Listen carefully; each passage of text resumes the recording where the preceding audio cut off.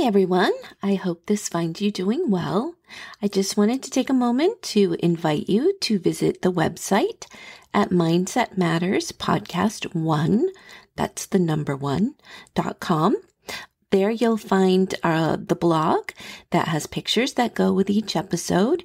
You'll also find all the episodes if you want to go back and hear some earlier episodes. And there's also multiple ways that allow you to interact. I would love to hear from you. You can either leave a message by email, or you can leave a voicemail. Just click on the microphone and say anything you would like that would be uplifting to other listeners, or simply answer the prompt, what gives you hope? And that would be a nice way of giving hope to others. I hope you enjoyed today's podcast on Cher Ami. Join us on a journey through time as we unravel the incredible and heartwarming tale of Cher Ami, the unsung hero of World War I.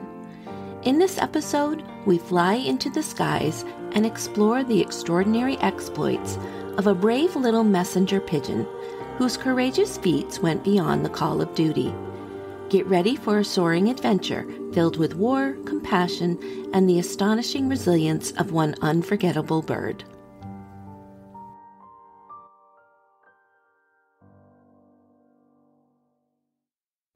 Familiar to many is the tale of the Lost Battalion, a story embedded in our historical consciousness.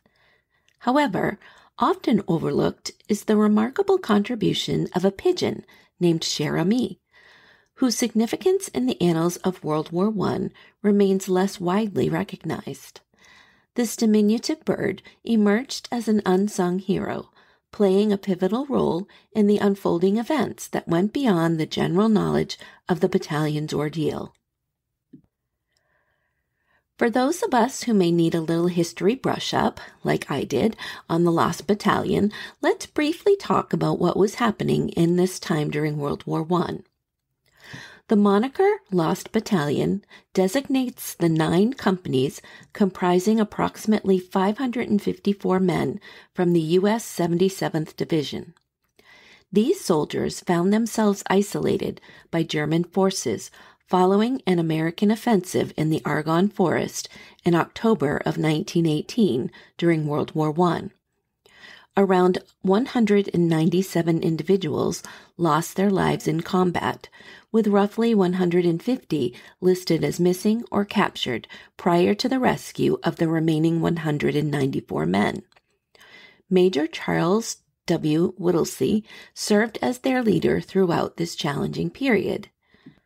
On the 2nd of October, the 77th Division initiated an offensive in the Argonne, operating under the assumption that French forces were providing support on their left flank, and 2 American units, including the 92nd Infantry Division, were reinforcing their right. In the 77th Sector, certain units, such as Whittlesey's 308th Infantry, were achieving notable progress. Unbeknownst to Whittlesey's detachment, the units on their left and right had encountered impediments, causing a halt in their advance. Unaware of this circumstance, the forces that later earned the name the Lost Battalion pressed forward, surpassing the rest of the Allied line and ultimately becoming encircled by German forces. Over the ensuing 6 days, enduring substantial casualties, the Lost Battalion and the American units striving to provide assistance engaged in a fierce battle within the Argonne Forest. The battalion endured numerous challenges, grappling with scarcities in both food and water.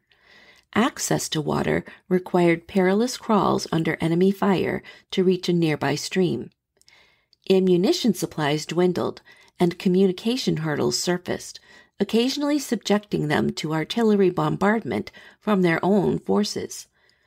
Efforts to replenish the battalion through airdrops proved unsuccessful, as all supplies veered off course, becoming either lost in the woods or falling into the hands of the German forces.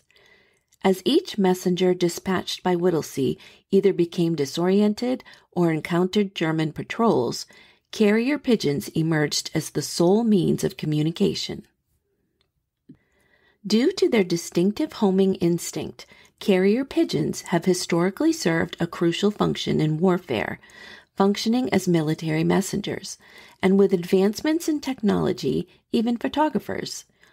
In both the First and Second World Wars, carrier pigeons were employed to convey messages to their designated home coops situated behind the front lines. Frequently, these pigeons bore crucial messages that proved instrumental in saving lives and securing victories. The Army's preliminary trials involving the employment of pigeons in the 4 decades leading up to World War I yielded varied outcomes, encompassing a few regrettable incidents involving interactions with hawks. Nevertheless, the engagement with European leaders convinced the Army to make a renewed attempt. They identified 2 individuals with extensive experience in breeding and working with pigeons, David C. Buscal and John L. Carney. Training carrier pigeons involves a systematic and gradual process to develop their homing instincts and communication skills. Here's a quick overview of how carrier pigeons are typically trained. When they're young, they experience early familiarization. Pigeon training begins when the birds are still squabs or young pigeons. Handlers expose them to their loft, providing a sense of home and security. Familiarization with the loft's location is crucial for the pigeons to navigate back later. Then they experience basic handling. Handlers introduce basic handling routines to accustom the pigeons to human interaction. This includes gentle touches, feeding from the handler's hand, and positive reinforcement to build trust. As the pigeons mature, trainers conduct short orientation flights within a controlled environment. These flights help the pigeons recognize their surroundings and learn to navigate back to the loft. Gradually, the pigeons are taken on longer and more challenging flights. This step-by-step approach ensures that the birds are capable of finding their way home over extended distances. Trainers often release pigeons at increasing distances and observe their ability to return promptly. To simulate real-life scenarios, trainers introduce messages tied to the pigeon's legs. This mimics the ultimate purpose of carrier pigeons as messengers. The birds learn to carry small canisters or tubes containing messages securely attached to their legs. Training pigeons under different weather conditions and at various times of the day helps them adapt to unpredictable situations. Pigeons are known for their ability to navigate using sun position, magnetic fields, and other environmental cues. Over generations, selective breeding is employed to enhance the homing instincts of carrier pigeons. Pigeons that consistently demonstrate strong homing abilities and intelligence are chosen as breeding pairs to pass on these desirable traits. Positive reinforcement, such as rewarding pigeons with food upon successful return, plays a crucial role in reinforcing the desired behaviors. This helps solidify the association between the act of returning and receiving a reward. Regular exercise and flights maintain the pigeon's physical fitness and contribute to their overall well-being. This practice ensures that the pigeons remain capable and motivated to perform their tasks effectively. In October 1917, Buscal, accompanied by 6 non-commissioned officers, 800 pigeons, and a substantial supply of feed, embarked on the USS Agamemnon, bound for France. By November 1918, breeding pairs had yielded over 4,000 young birds. The avian trainees commenced their training at the age of 5 weeks. By the time they reached 10 weeks, a considerable number of them were deployed to the trenches, adeptly carrying messages across distances of approximately 10 miles. Every pigeon had its right wing primary flight feather imprinted with US and the designated loft number. The operation also incorporated backpacks designed to accommodate 4 birds, complete with message tubes, pencils, and a gas-resistant cover. The military trained pigeon handlers to deploy the birds in instances where other forms of communication had faltered or were deemed too sluggish. During the period from August 29 to September 11 of 1918, a single mobile loft received a total of 78 crucial messages from the front lines. Initially, the Army intended to leave the pigeons in Europe upon the conclusion of the war. However, Russell successfully persuaded his superiors to permit the pigeons to return to the United States. Subsequently, numerous veteran pigeons were auctioned for private use, facilitating their reintegration into civilian life. So that gives us a little background on the Lost Battalion and the etiology of carrier pigeons.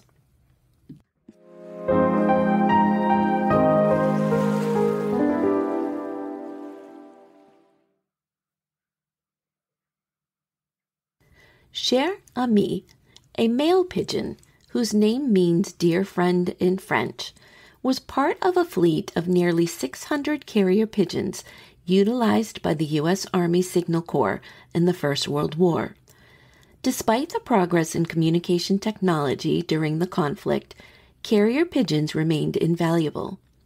Radios, hindered by their size and vulnerability to delicate wires, were not as dependable.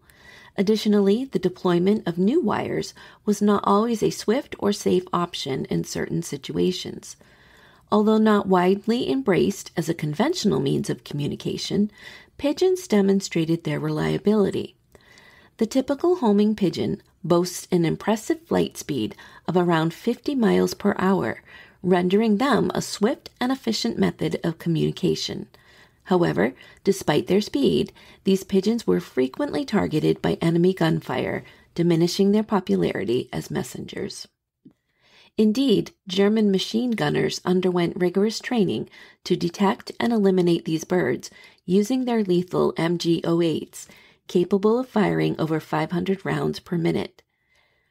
Using pigeons as a means of communication posed significant risks, as a shot-down pigeon could result in the interception of the message by enemy forces. The carrier pigeon's courageous contributions gained notable recognition during the Meuse-Argonne Offensive of 1918. On the 2nd of October, 1918, members of the 77th Division, advancing deeply into the Argonne Forest, found themselves ensnared beyond enemy lines on the inclines of a hill. Isolated from reinforcements and resources, about 550 soldiers comprising the 306th, 307th, and 308th Regiments, led by Major Charles Whittlesey, maintained their position against a significantly larger German force for an extended period. Caught in a brutal onslaught of machine gun fire amidst relentless rain, the Lost Battalion resiliently maintained their position against ferocious German assaults. Ironically, they also became the receivers of friendly fire. On the 4th of October, American heavy artillery inadvertently initiated a bombardment on the Lost Battalion's position, resulting in the tragic loss of 30 men who were steadfastly holding the line. Major Whittlesey and his troops witnessed a heart-wrenching scene as one after another carrier pigeons fell from the sky, the atmosphere torn apart by German gunfire. In a dire situation with dwindling supplies and a rapidly rising casualty count, Major Whittlesey made a desperate move, dispatching his final messenger, Cher ami, to carry a note to the American lines. The urgent message read, quote, "We are along the road parallel to 276.4. Our own artillery is dropping a barrage directly on us. For heaven's sakes, stop it." End quote.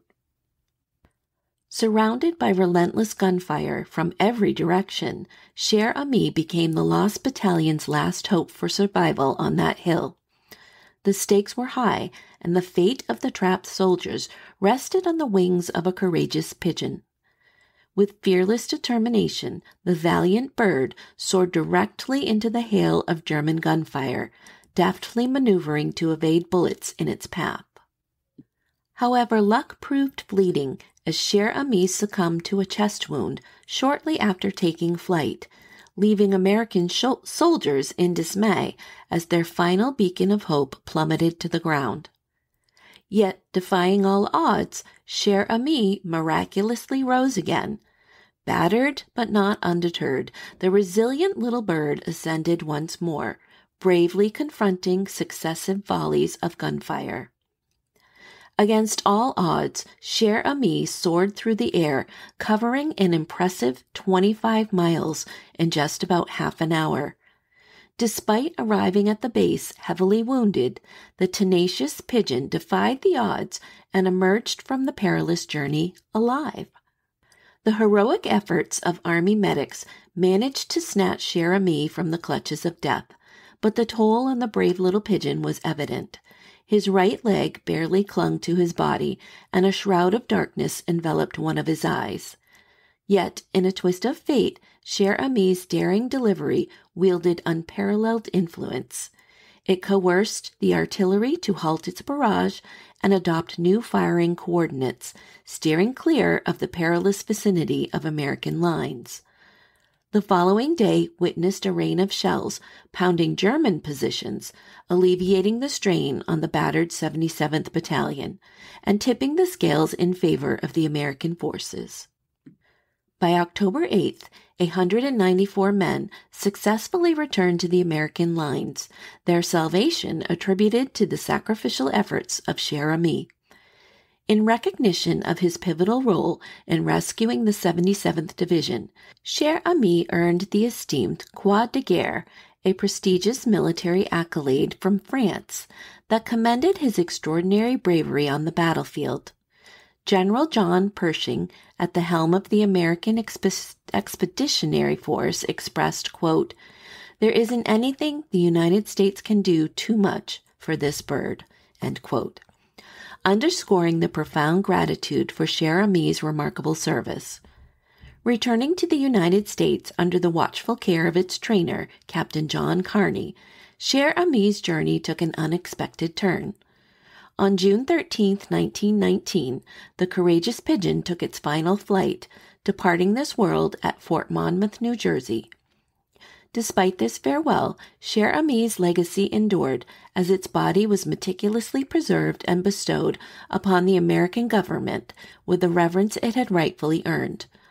The profound impact of one courageous bird's bravery and selflessness is immeasurable, leaving us to wonder how many families owe their very existence to this little feathered hero. Presently, Cher Ami is showcased at the Smithsonian Museum of American History, serving as a poignant testament to his indomitable spirit. Across the decades, his tale has become an enduring part of the American narrative, etching his bravery into the collective hearts and minds of the nation, a legacy that will endure, ensuring Cher Ami is never forgotten. Please enjoy this National Geographic clip about carrier pigeons and Cher Ami. Sky rats, sewer eagles, gutter falcons, millions of them, each one pecking up to 16,000 times a day, defecating up to 25 pounds a year, decorating our cars, our statues, even us. It seems they're always getting in the way. But take another look. Pigeons are one of nature's most successful creatures, thriving in almost every city and town, wherever we are. And pigeons are exceptional navigators, always finding their nests across the city or the continent. It's an internal drive scientists call homing. Drop a pigeon almost anywhere, even thousands of miles away, and they'll successfully find their way home. In ancient times, when something absolutely, positively had to get there, tie it to a pigeon.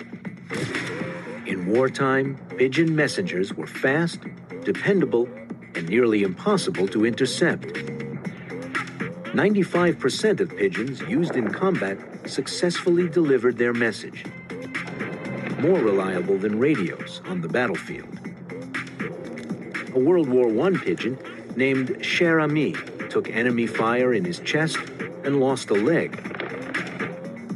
He still flew to headquarters, saving soldiers trapped behind enemy lines. Joining the ranks of over 30 pigeons awarded medals of valor during wartime. One key to a pigeon messenger's success: speed. To send a message 50 miles, a world-class runner needs almost 5 hours, and a horse almost 2 hours. But a pigeon? Less than 60 minutes. Sorting and accessing the vast amounts of data they're bombarded with demands another hidden power: memory. Research at Tufts University in Massachusetts aims to discover just how good pigeon memory is.